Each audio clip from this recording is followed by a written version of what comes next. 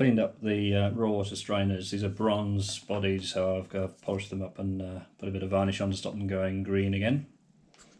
Each one has a little gauze inside it, which is just designed to stop the seaweed and anything else getting into the raw water pump, which puts cooling water around the engine.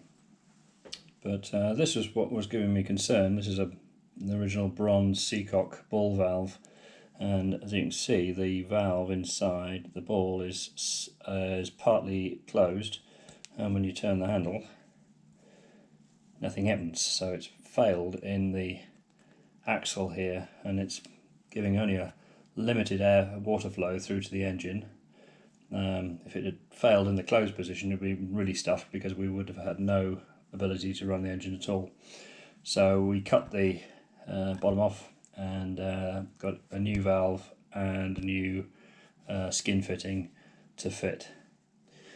I'm using these DZR brass valves. DZR is desinctification resistant, so they're corrosion resistant, so those should be good, and everything is marked, and you can see it says on there it says CR, corrosion resistant.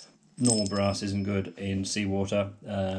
What happens over time with any electrolysis is that the zinc gets leached out of the brass, and you end up with just a very coppery based product, which is A, very brittle, and B, goes slightly pink. So if you see these fittings go pink, you know that's actually happening. So the good news is none of the fittings have gone pink, so we hadn't got dezintification, we just got failure.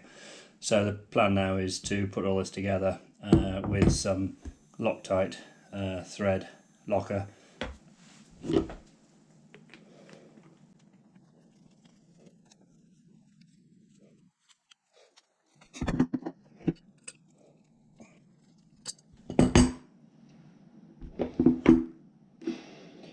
So this part will go through the hull, so we'll put it in place with some sealant around the bottom, and then that'll screw up.